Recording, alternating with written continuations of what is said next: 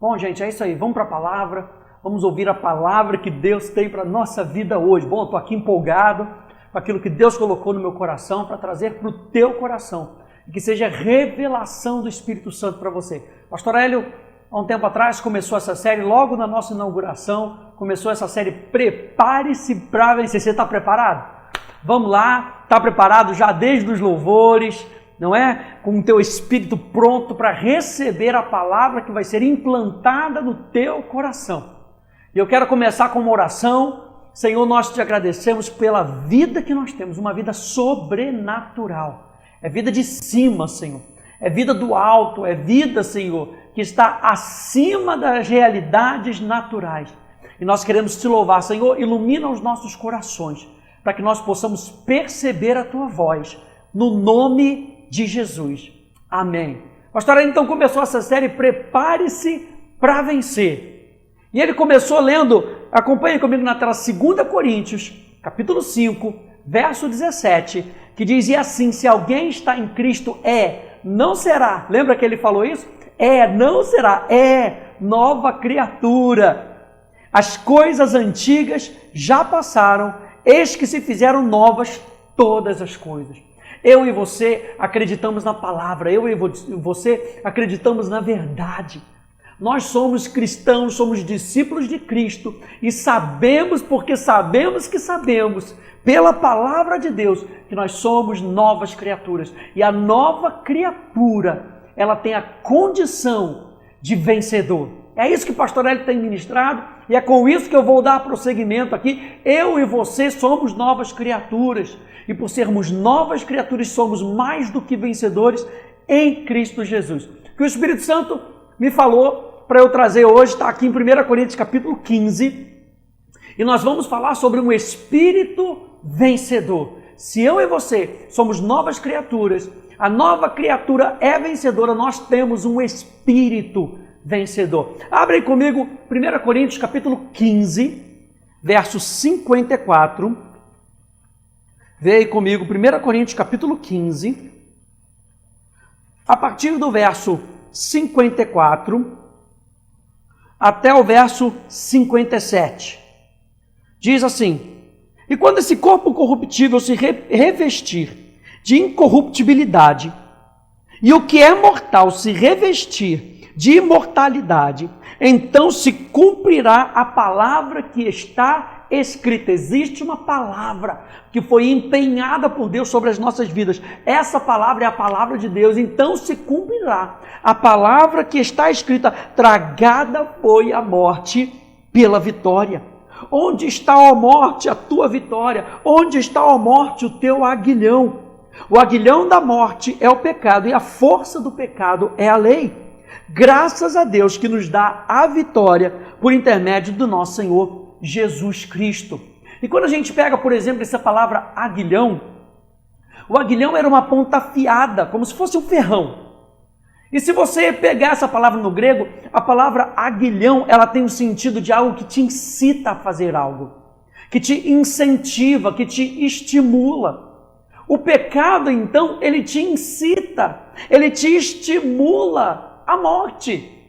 O pecado nos leva à morte. A alma que pecar, essa morrerá. Não é o que está escrito na palavra? Por quê? Porque o pecado, ele te leva para a morte. Ou seja, Hebreus capítulo 12, olha só o que diz aqui o escritor de Hebreus. Ele vai dizer o seguinte, Hebreus capítulo 12, diz, portanto também nós, visto que temos a rodear-nos tão grande nuvem de testemunhas, desembaraçando-nos de todo pecado, de todo peso, e do pecado que tenazmente nos assedia. É esse aguilhão que o autor de Hebreus está falando.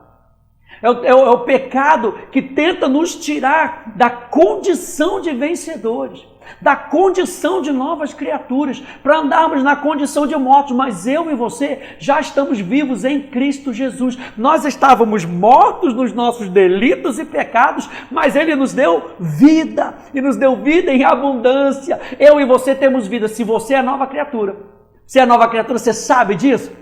Lembra que não existe um registro do Félix Pacheco, não existe um registro num cartório aqui de Ribeirão, não, o registro é no céu. E nós temos essa marca no nosso coração por causa do Espírito Santo. O Espírito Santo é a marca da nossa adoção. O Espírito Santo é a certeza de que nós somos novas criaturas. E se nós somos novas criaturas, uau! O que o inferno está tentando fazer? Ele está tentando nos tirar da consciência de quem nós somos. Por isso essa série é tão maravilhosa, gente. É tão importante para a nossa vida, porque o pecado tenazmente nos assedia para a gente parar de pensar como a gente deve, para a gente parar de se ver como nós devemos nos ver, porque quando nós paramos de nos ver como nós devemos, nós vamos parar de agir como nós devemos. E é isso que o inferno quer. O inferno tem medo, preste atenção nisso, o inferno tem medo de um crente que age com base na verdade. O inferno tem medo de um crente que age com base naquilo que ele sabe da obra da cruz do Calvário. Ele tem medo. Por isso ele usa o pecado para nos tirar, para violar a palavra de Deus. O pecado é a violação da verdade. E toda vez que nós violamos a verdade, nós caminhamos rumo à morte. Mas lembra que eu e você temos vida dentro de nós. Nós não precisamos mais seguir o caminho do pecado. Aleluia! Quando Paulo está citando aqui em 1 Coríntios capítulo 15, Paulo aqui está falando sobre a ressurreição de Jesus. Uma exclamação triunfante da sua vitória sobre a morte, sobre o pecado. A linguagem usada aqui é quase que zombando da derrota do inimigo. Paulo não está falando uma linguagem comum, não, gente. Paulo está usando uma linguagem que zomba dos inimigos. É como se aquele salmo que diz que o Senhor zomba dos nossos inimigos. E eu quero ver com você hoje 4 motivos do porquê aquele que é nova criatura é vencedor por natureza. Quando a gente pega esse texto aqui de 1 Coríntios 15, Paulo estava fazendo referência a 2 textos. 2 textos do Velho Testamento. São esses os textos que eu quero ver com você. O primeiro está lá em Isaías capítulo 25. Vê lá comigo Isaías 25. E você sabe que Isaías é o livro mais messiânico que nós temos no Velho Testamento. Isaías capítulo 25, verso 8, diz assim, vamos lá a partir do verso 6, leia aí comigo, verso 6, você está com a sua Bíblia aberta? Vamos lá, verso 6, o Senhor dos Exércitos dará neste monte a todos os povos um banquete de coisas gordurosas, coisas ricas, uma festa com vinhos velhos, vinhos de qualidade, pratos gordurosos com tutanos e vinhos velhos bem clarificados. Destruirá nesse monte a coberta que envolve todos os povos e o véu que está posto sobre todas as nações. Isso quer dizer que nós vamos conseguir ver, todas as nações vão conseguir ver com seus próprios olhos. Fala de revelação, verso 8, tragará a morte para sempre. E assim enxugará o Senhor Deus as lágrimas de todos os rostos e tirará de toda a terra o opróbrio do seu povo, porque o Senhor falou. Por que vai acontecer? Porque o Senhor falou, está escrito. E assim Jesus venceu a tentação do deserto. Como? Está escrito. Deus falou, eu acredito no que Ele falou, eu acredito na verdade que Ele fala. Você acredita na verdade que Deus fala? Está escrito. Então, se está escrito, nós tomamos posse. A palavra opróbrio é a palavra erpá. E erpá no hebraico significa uma censura, um desprezo. Provocação que é feita sobre um inimigo. E nesse caso aqui, está falando da provocação que o inimigo faz contra nós. Reprovação na condição de vergonha. Uma reprovação na condição de uma desgraça. A raiz dessa palavra tem o sentido de censurar, de insultar, de blasfemar, de desafiar, de prejudicar, de criticar, de censurar. O que Deus está falando aqui? Que esse tipo de opróbrio, esse tipo de situação, Ele vai retirar. Ele vai retirar, e retirará de toda a terra o opróbrio, a censura, o desprezo, a provocação do inimigo, a reprovação trazendo vergonha e desgraça, o insulto, a blasfêmia, o desafio do inimigo. E eu quero dizer para você, número 1, que já não há mais condenação para aqueles que estão em Cristo Jesus. Por que que o Espírito, a nova criatura, aquele que nasceu de novo, é um vencedor? Porque, número 1, porque já não há mais condenação para aqueles que estão em Cristo Jesus. Tragada foi a morte pela vitória. A vida de Cristo tragou a morte. A vida de Cristo é maior do que a morte. E por causa disso, nós não precisamos mais andar em condenação, porque nós estamos em Cristo. Olha só o que diz Romanos capítulo 8, verso 1 e verso 2, na Bíblia Amplificada, diz assim: portanto, não há agora nenhuma condenação, nenhum julgamento de culpa para aqueles que estão em Cristo Jesus, que vivem e andam segundo os ditames, que vivem e não andam segundo os ditames da carne, mas segundo os ditames do Espírito. Porque a lei do Espírito da vida, preste atenção nisso, a lei da vida, a lei do Espírito e da vida que está em Cristo Jesus, a lei do nosso novo ser, me livrou da lei do pecado e da morte. O que nos libertou da morte? Qual é a vitória que é sobre a morte? É a vida de Cristo. A vida de Cristo está sobre a morte. E Romanos capítulo 8 vai dizer para nós que nós estamos em Cristo. A lei que está operando em Cristo é a mesma lei que está operando no nosso espírito. Aquele que se une ao Senhor é um só espírito com Ele. Quando nós fomos recriados, gente, nós fomos recriados à semelhança do Espírito de Cristo, à semelhança de Cristo. Fomos feitos à semelhança, à imagem e semelhança, assim como Adão era a imagem e semelhança, eu e você fomos feitos à imagem e semelhança de Deus. Então, o que isso está querendo dizer? O que está operando em Cristo? Está operando a lei do Espírito e da vida. O que está operando em mim e em você? A lei do Espírito e da vida, que nos livra da lei do pecado e da morte. Então, gente, preste atenção, o poder do pecado foi tragado pela vitória de Cristo. Aleluia! O poder do pecado foi tragado pela vitória de Cristo, pela vida de Cristo. E quando eu estava meditando nesse primeiro ponto, eu me lembrei daquele episódio onde Moisés e Arão vão até Faraó e começam a falar com Faraó, e falam com Faraó: já é época, já está na hora de libertar o povo, assim disse o Senhor, você tem que libertar o povo. Faraó segura mais um pouco, e aí chama os seus sábios, e aí Moisés fala com Arão: Arão, pega esse teu cajado, joga esse teu cajado. E Arão joga o cajado, e vem os sábios de Faraó, pegam também 2 cajados e jogam os 2 cajados. Mas eu quero que você entenda que o cajado, os 3 cajados se transformaram em serpente. E a serpente, eu não sei se você já notou, mas naquela coroa de Faraó, tinha o que no símbolo dela? Uma coroa, uma serpente. Tinha uma serpente lá, porque a serpente era símbolo do poder do Egito. E agora vem Moisés e Arão com um cajado, transformam em serpente, e a serpente vai e come as 2 serpentes do Egito, dos sábios do Egito. O que isso quer dizer? Isso quer dizer que o poder que estava com Moisés e com Arão era maior do que o poder do Egito. O Egito significa o mundo. O Egito tem esse símbolo, essa simbologia do mundo. O poder de Cristo é maior do que o poder do mundo. O poder de Cristo é maior do que o poder do inferno. O poder de Cristo é maior do que o poder da morte. A vida de Cristo que está operando em nós, ela tragou a morte, ela venceu a morte. Aleluia! Número 1, então, já não há mais condenação para aqueles que estão em Cristo Jesus. Número 2, o poder da provocação do inimigo foi retirado.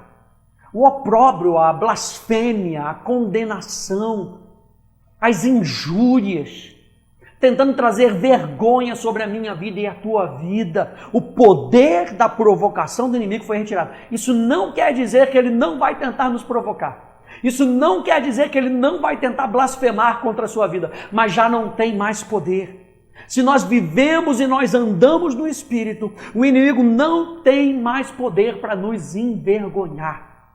É como diz o apóstolo Paulo, se vivemos no Espírito, andemos no Espírito. A palavra viver ali é viver sobrenaturalmente, tem a ver com a vida de Deus. Se a vida de Deus já está em você, e ela está em você que é nova criatura, nós temos toda a capacidade de andar no Espírito. A palavra andar ali, estoireo, tem o sentido de andar numa cadência militar. É como se o Espírito desse a cadência, e não nós. É segundo os ditames do Espírito, como nós lemos em Romanos. É segundo aquilo que o Espírito fala. E quando nós andamos no Espírito, nós andamos em vida. E o poder da provocação do inimigo é retirado sobre a nossa vida. Colossenses capítulo 2, verso 11 ao verso 15, na nova tradução, na linguagem de hoje, diz assim: por estarem unidos em Cristo, bota aí no chat, eu estou unido em Cristo, isso declara. É noite de declaração, aleluia. É noite de declaração onde nós precisamos realmente estar certo. Por tudo isso que o pastor ele já vem ministrando aqui. Ouve novamente as 3 partes que estão para trás. Ouve, se enche e saiba que por estarmos unidos com Cristo, vocês foram circuncidados não com a circuncisão que é feita no corpo, mas com a circuncisão feita por Cristo, pela qual fomos libertados do poder da natureza pecadora. Pois quando vocês foram batizados, foram sepultados com Cristo. E no batismo também foram ressuscitados com Ele por meio da fé, que vocês têm no grande poder de Deus. Como é que é descrito aqui em Colossenses? O grande poder de Deus. A morte, ela só pode se dobrar ao poder da vida. Tudo que a morte pode fazer é se dobrar ao poder da vida. Com Ele, por meio da fé que vocês têm no grande poder de Deus, o mesmo Deus que ressuscitou Cristo. Antigamente vocês estavam espiritualmente mortos por causa dos seus pecados e porque eram não judeus e não tinham a lei, não tinham a palavra de Deus. Mas agora Deus os ressuscitou junto com Cristo. Deus perdoou todos os nossos pecados e anulou a conta da nossa dívida com os seus regulamentos que nós éramos obrigados a obedecer. Ele acabou com essa conta, pregando-a na cruz. E foi na cruz que Cristo se livrou do poder dos governos e das autoridades espirituais. Ele humilhou esses poderes publicamente. O que Paulo estava fazendo aqui em 1 Coríntios? O escrito aqui de 1 Coríntios capítulo 15, ele estava humilhando, era um escrito de humilhação para um inimigo que estava sendo derrotado. Ele humilhou esses poderes, quem? Jesus, publicamente, levando os prisioneiros no seu desfile de vitória. Aleluia! Isso não quer dizer, gente, que o inferno não vai tentar. Você sabe que o inferno, ele tenta. Você sabe que o inferno, ele tenta de todas as maneiras nos tirar da condição de vencedores. Mas eu e você podemos saber que o poder dessa afronta não tem mais chance na nossa vida. E aí eu estava meditando também sobre esse ponto, me lembrei da história que você já conhece de Davi e Golias. Abra lá comigo, 1 Samuel capítulo 17. Tem muita coisa para a gente ver aqui em 1 Samuel sobre esse tópico. 1 Samuel capítulo 17, e você sabe que os filisteus, eles se posicionaram para a guerra contra Israel, e lá no verso 4, diz assim: então saiu do arraial dos filisteus um homem guerreiro, cujo nome era Golias, de Gate, de altura de 6 côvados e 1 palmo.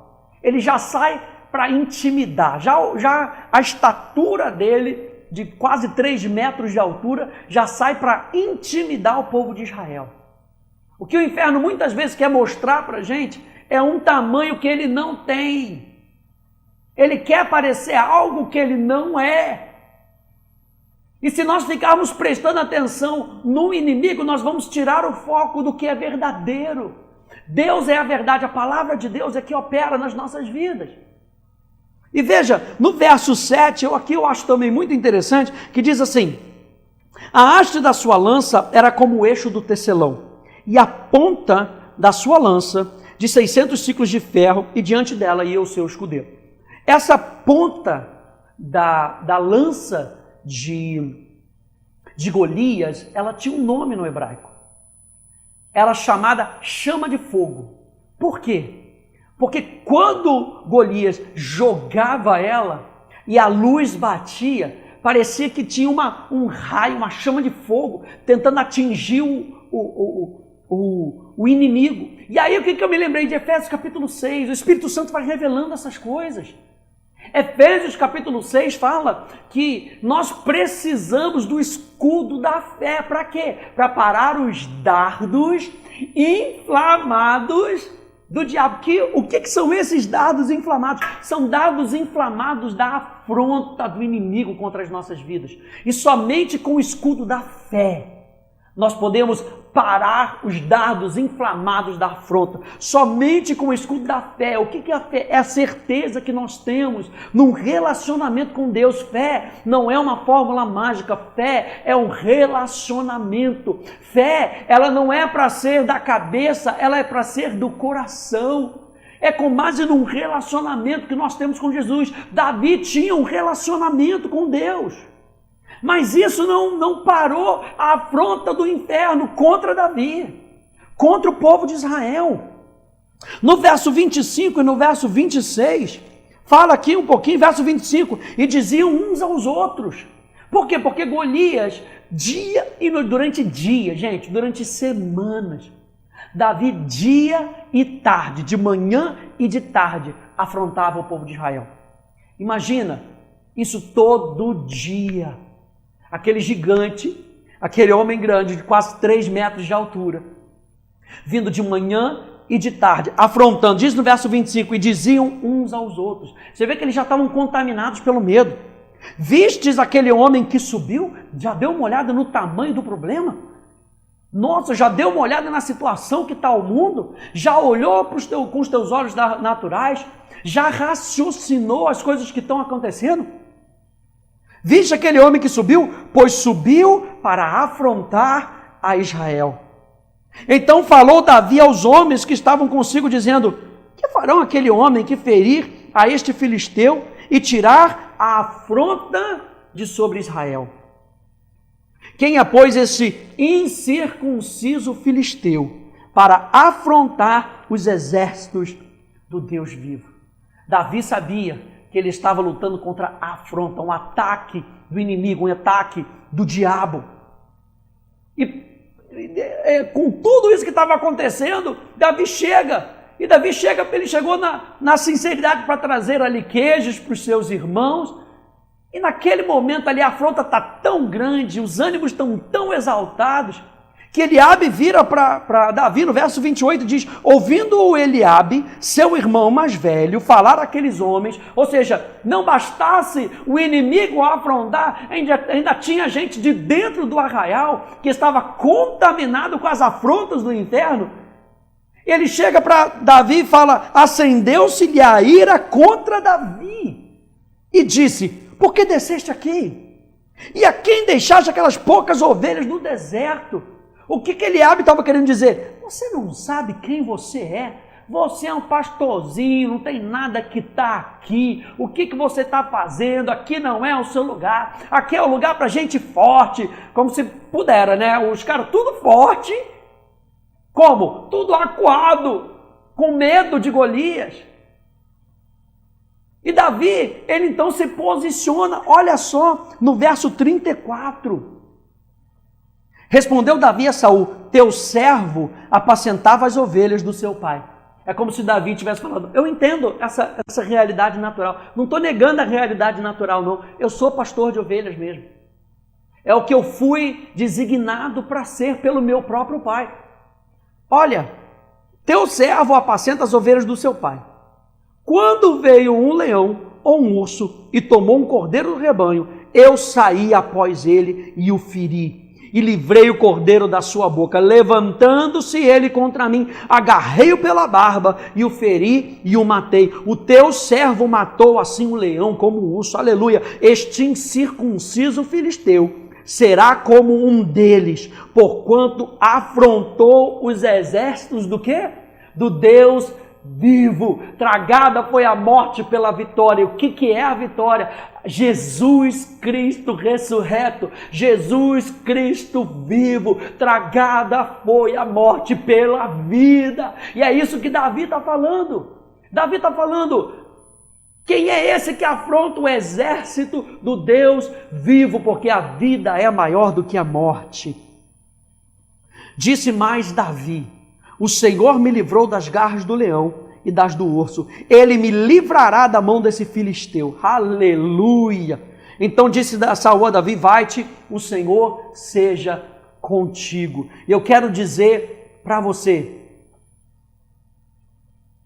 que um vencedor sempre tem uma confissão de fé.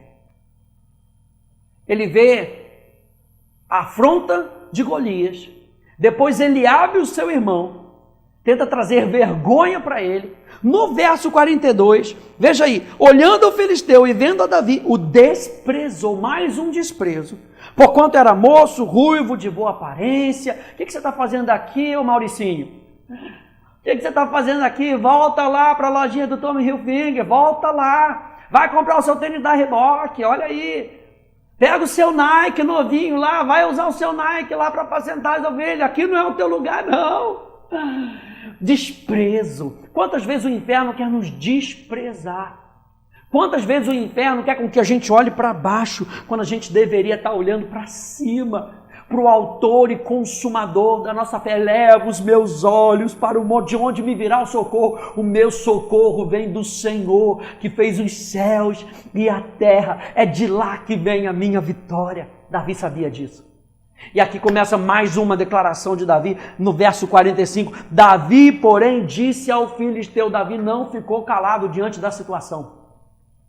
Davi disse ao filisteu: tu vens contra mim com espada e com lança, e com escudo, eu, porém, vou contra ti, em nome do Senhor dos exércitos, o Deus dos exércitos de Israel, a quem tens afrontado. A gente está falando que o poder da afronta, da provocação do inimigo foi retirado. Por mais que ele tente nos afrontar, o poder da afronta do inimigo foi retirado. Hoje mesmo, verso 46, o Senhor te entregará na minha mão, ferir-te-ei e tirar-te-ei a cabeça e os cadáveres do arraial dos filisteus. Darei hoje mesmo as aves dos céus e as bestas feras da terra, e toda a terra saberá que há Deus em Israel. Saberá toda essa multidão que o Senhor salva, não com espada, nem com lança, porque do Senhor é a guerra, Ele vos entregará nas nossas mãos. E Davi ainda puxa todo o povo. Ele vos entregará nas nossas mãos. Deixa eu dizer uma coisa para você: cancelado foi o peso dos insultos pela vitória de Cristo. É como diz aí em Isaías 25, ele vai abolir a morte para sempre. A vida de Cristo é vencedora sobre a morte. Se a vida de Cristo é vencedora sobre a morte e eu tenho a vida de Cristo, uau, eu sou um vencedor por natureza. Aleluia! Essa é a vida que nós temos. Essa é a vida da nova criatura, a vida que é vencedora sobre a morte. Essa é a vida dos filhos. Para você não se perder, a gente está falando de 1 Coríntios, capítulo 15, versos 54 a 57. Vamos dar uma olhada de novo. E quando esse corpo corruptível se revestir de incorruptibilidade, o que é mortal se revestir de imortalidade, então se cumprirá a palavra que está escrita: tragada foi a morte pela vitória. Você não se alegra com isso, não? Dá para ler isso 1 trilhão de vezes. Tragada foi a morte pela vitória. A morte, toda a sua consequência, foi tragada, aniquilada, engolida pela vida. A vida de Cristo em mim, no meu corpo, no meu espírito, na minha alma, é maior do que a morte que está nesse mundo. Onde está a morte, a tua vitória? Onde está a morte, o teu aguilhão? O aguilhão da morte é o pecado, a força do pecado é a lei. Graças a Deus que nos dá a vitória por intermédio do Senhor Jesus Cristo.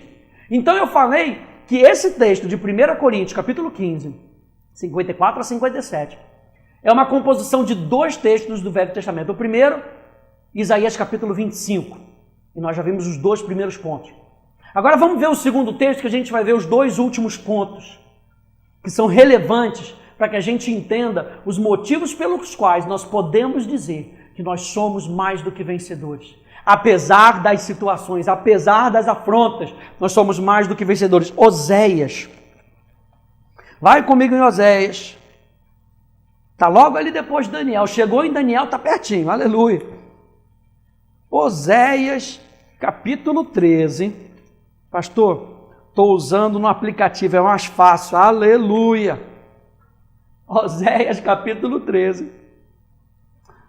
Capítulo 13, verso 14. Diz assim: e eu os remirei do poder do inferno e os resgatarei da morte.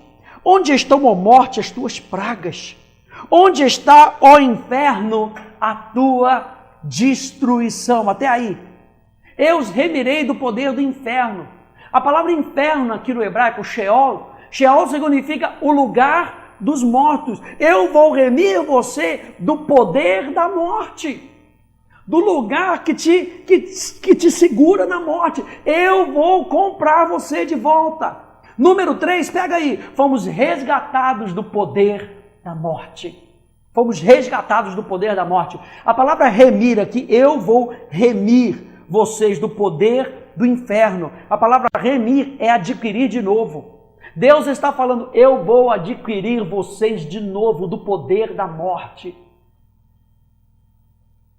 É resgatar, é ressarcir, é expiar, é pagar, é libertar uma propriedade de um ônus, de algo que devia, resgatando-a. Fala de livrar do cativeiro, de reabilitar. Se lembra daquela mulher que veio encurvada perante Jesus? Jesus dá aquela declaração: como, pois, eu não havia de livrar essa mulher desse cativeiro, sendo ela uma aliançada com Abraão, sendo ela uma filha, como é que eu não vou livrar? Ou seja, a doença que estava sobre ela era um cativeiro. E é isso que Jesus está falando aqui em Oséias. Ele está falando aqui para a gente hoje: eu vou remir e livrar vocês do cativeiro da morte. João capítulo 10, verso 10, nos lembra: o ladrão vem apenas para roubar, matar e destruir. E o ladrão aqui que Jesus está falando nessa passagem, ele está falando sobre os falsos mestres que ensinavam as pessoas a saírem do caminho de Deus, a não ouvirem a palavra de Deus, a não focarem a sua atenção naquilo que Deus diz, tirarem a sua atenção daquilo que é divino, para colocarem nas coisas desse mundo, nas coisas da alma. O ladrão, e Jesus compara os falsos mestres com o próprio espírito de Satanás. Esses ladrões, eles vêm somente para roubar, para matar e destruir. Mas eu vim para que tenham e desfrutem da vida, e a tenham em abundância, em sua plenitude, até que ela transborde. Jesus veio para nos dar vida, sabe por quê? Porque Ele é o autor da vida. Ele não é o autor da morte, Ele é o autor da vida. E a vida vence a morte. Jesus veio para nos dar vida, e vida em abundância. Se não soubermos quem somos, nunca teremos a certeza de para onde nós iremos, gente. E quando nós não temos a certeza para onde a gente vai, o que entra na nossa vida? Medo. E aí você já viu aí que a Polly já falou sobre o livro do pastor Hélio, Medo, Livre-se dele. Por quê? Porque o medo é um espírito. E essa é a estratégia do espírito de medo: abrir a porta para o poder da morte. O espírito do medo abre a porta para que o poder da morte venha e traga destruição, afronta, vergonha na nossa vida. Mas veja lá, Hebreus capítulo 2, verso 14 e verso 15, que diz assim: visto, pois que os filhos têm participação comum de carne e sangue, destes também ele igualmente participou, para que por sua morte destruísse aquele que tem o poder da morte, a saber, o diabo, e livrasse todos que pelo pavor da morte estavam sujeitos à escravidão por toda a vida. Ele veio para nos libertar da morte.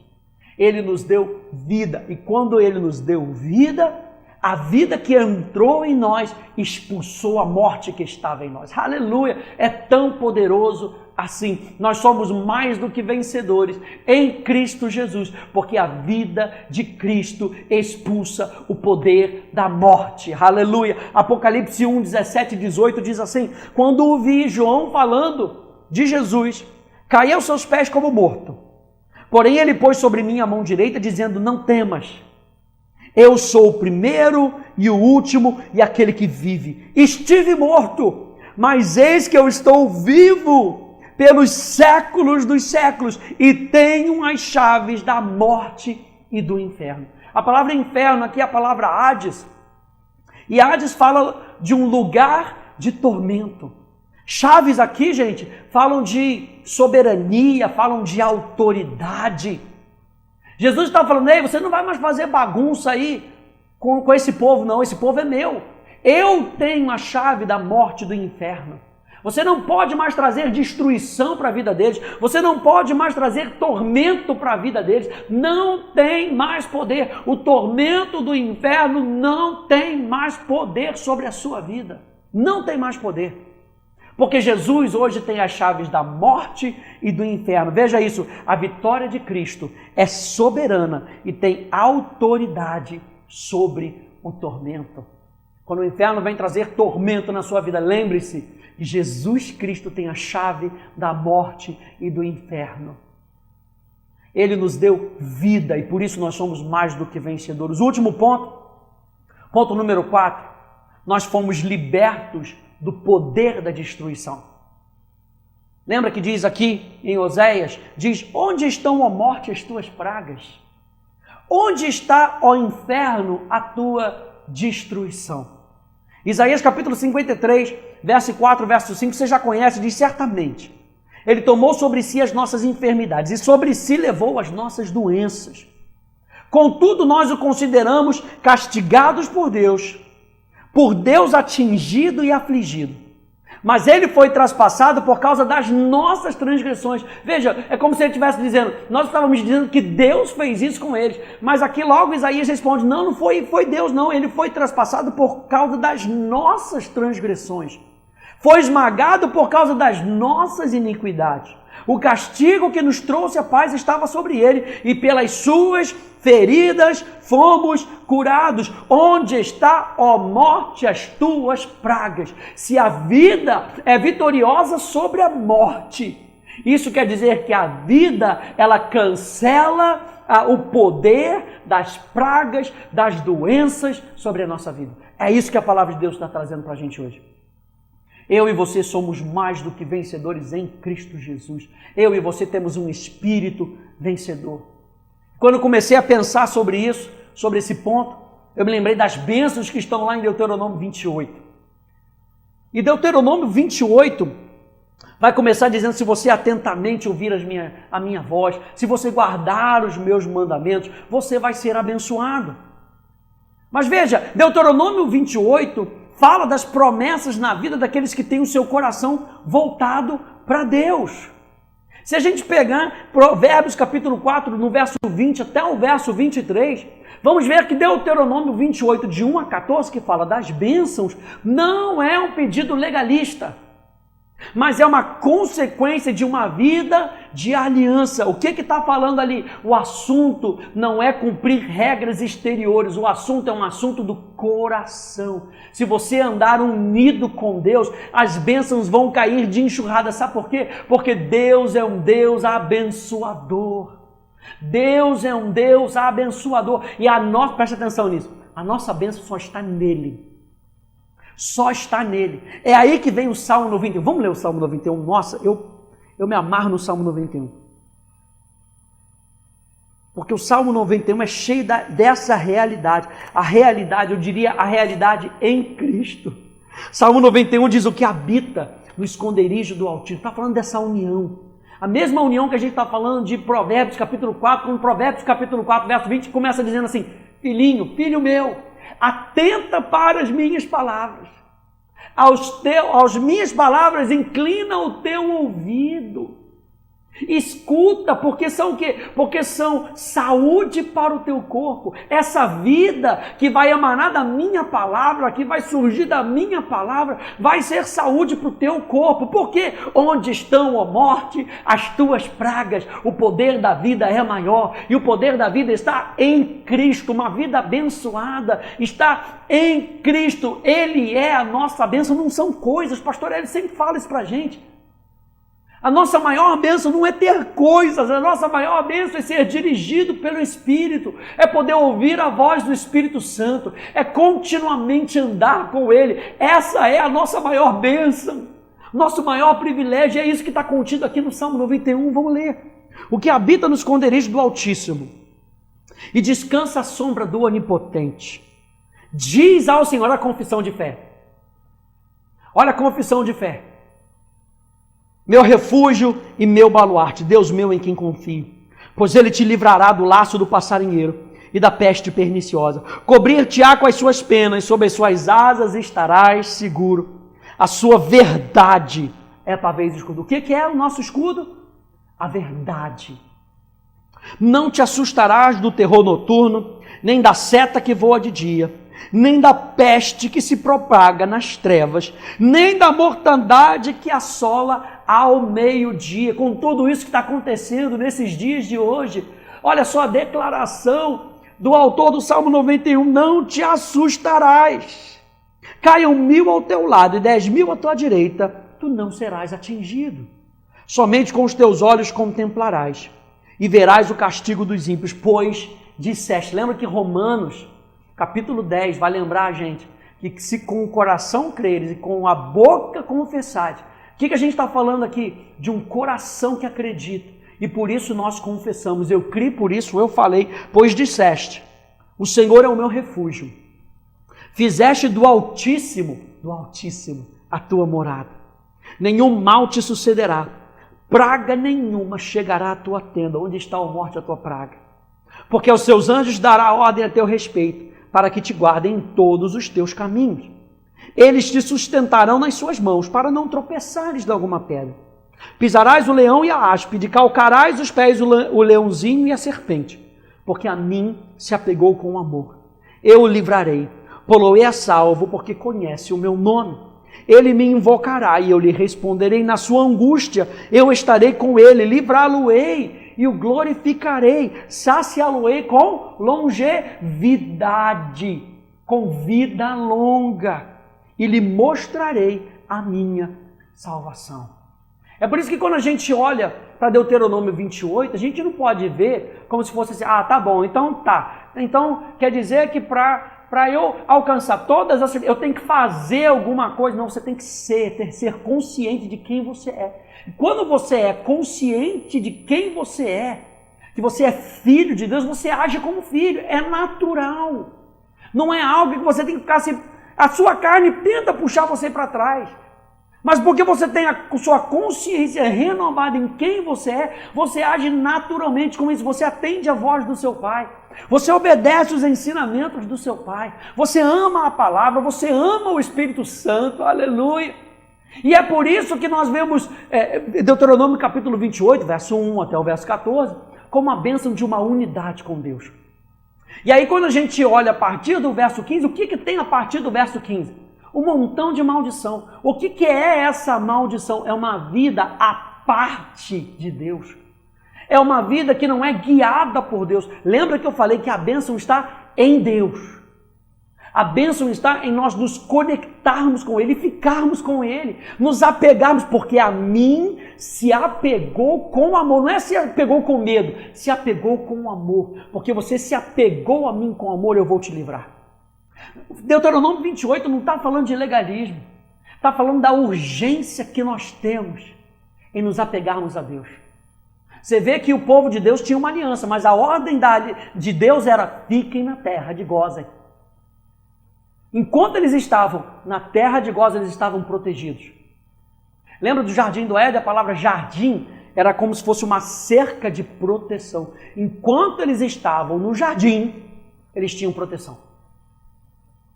Então eu e você temos que ficar com Deus, ficar agarrados com Deus, sabe, na consciência de quem é o nosso Deus.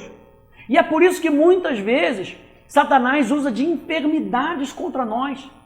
Uma das grandes armas que ele usa contra nós são as enfermidades. E são essas enfermidades listadas ali em Deuteronômio 28, a partir do verso 15. É por isso que o inferno continuamente tenta nos persuadir que não somos filhos através da doença. Nós falamos sobre cura, nós acreditamos que Deus é um Deus que cura, e de repente vem um sintoma. E de repente vem uma enfermidade que tenta bater na nossa porta, que tenta ficar no nosso corpo. Mas deixa eu dizer para você, porque em você opera a vida. Aleluia! A doença não tem mais lugar na sua vida, no seu corpo. É ilegal. A doença está no seu corpo, é ilegal, porque em você opera a vida. E ele tenta jogar essa enfermidade para dizer, tá vendo? Se você fosse filho de Deus, isso não tinha chegado até você. Se você fosse filho de Deus, isso não tinha batido na sua porta. Mas presta atenção, o inferno sempre vai tentar nos atacar com enfermidade, mas a vitória de Cristo nos livra de sermos destruídos pela enfermidade. Onde está, ó morte, a tua destruição? Onde está, ó morte, as tuas pragas? Onde é que estão? A vida que está em mim é maior. Eu quero terminar com isso. Qual é a postura da nova criatura com tudo isso? Depois de você saber que o seu espírito é um espírito vencedor, que o que Cristo fez na cruz do Calvário traz uma obra de vitória para todos os dias na nossa vida, o que deve surgir de dentro de nós? Em 1 Coríntios capítulo 15, veja só, 1 Coríntios capítulo 15, nesse texto que nós lemos, verso 57, 1 Coríntios 15, fala comigo rapidinho, 1 Coríntios 15, já estou terminando, verso 57, diz, graças a Deus que nos dá a vitória por intermédio do nosso Senhor Jesus Cristo. Portanto, meus amados irmãos, sede firmes, inabaláveis e sempre abundantes na obra do Senhor, sabendo que no Senhor o vosso trabalho não é vão. Fica firme na condição de filho de Deus. Fique firme na condição de mais do que vencedor. O que isso surge de dentro de nós? Vá um pouquinho mais para frente, 2 Coríntios capítulo 2, verso 14. Aliás, na Atos, na nossa escola de adoração, a gente tem um módulo falando sobre a vitória da gratidão. A gente só fala sobre isso. A gente fala sobre uma vida grata e como isso é importante para nós. Olha só o que emana de uma pessoa que sabe quem ela é em Cristo Jesus. 2 Coríntios capítulo 2, verso 14. Graças, porém, a Deus, que em Cristo sempre, diga sempre, não é talvez, sempre nos conduz em triunfo. E por meio de nós, por meio de mim, por meio de você, manifesta em todo lugar a fragrância do seu conhecimento. Olha só, ele não só nos dá a vitória, mas tal vitória envolve a total ruína dos nossos inimigos. Triunfo para os romanos era uma honra pública e solene conferida ao general vitorioso, que era guiado em uma procissão magnificente pela cidade, com vestes especiais, uma coroa, como um galho de louro, que é símbolo da sua vitória. Ele era carregado em uma charrete, adornada com placas de ouro e marfim. E essa era puxada por 2 cavalos brancos. Seus filhos, aleluia, seus filhos, diga, eu sou filho de Deus. Diga, eu sou filho de Deus, por isso eu sou mais do que vencedor. Por que eu vou dizer mais do que você é mais do que vencedor? Olha só isso. Seus filhos ou ficavam aos seus pés na charrete, ou cavalgavam sobre os cavalos. Aleluia. Os filhos iam com o general vencedor. E os filhos estavam na procissão da vitória. Aleluia. O general venceu a guerra, mas os seus filhos estavam com ele na procissão de vencer, de vitória. Aleluia! Eu e você somos mais do que vencedores. Músicos lideravam a procissão com músicas triunfais e louvores ao general. Em outros carros estavam os desposos de guerra. Nada ficou para trás. Aleluia! A procissão era encerrada pelos sacerdotes, que sacrificavam os animais oferecidos nos templos, e cada altar queimava com ofertas e incenso. Esse cheiro de triunfo enchia a cidade. Então o que acontecia? Quando o general chegava na cidade, seus filhos chegavam com ele, uma comitiva chegava, os desposos chegavam com ele, e os despojos eram para abençoar a cidade. O que acontecia? Os sacerdotes anunciavam como? Em todos os templos da cidade, eles queimavam os sacrifícios e acendiam incenso. Em toda a cidade, aleluia, tinha um cheiro. E o pessoal que estava na cidade, no lugar mais longínquo, sabia que cheiro é esse? É cheiro de vitória, aleluia, é cheiro de vitória. O general voltou vitorioso. Vamos lá celebrar com ele. Vamos ver os filhos do general voltando. Aleluia. E é isso que emana da nossa vida de gratidão. Quando eu e você sabemos quem nós somos em Cristo Jesus. Aquilo que ele fez, o poder da morte foi cancelado, o poder do medo foi cancelado, o poder da tormenta, das afrontas foi cancelado na nossa vida. Nós podemos viver uma vida triunfante. Olha só esses dois textos para a gente terminar. 2 Coríntios capítulo 2, 14 e 15, o primeiro na mensagem, diz: no Messias, em Cristo, mais uma vez, em Cristo, Deus nos leva de lugar em lugar, num desfile de vitória perpétua.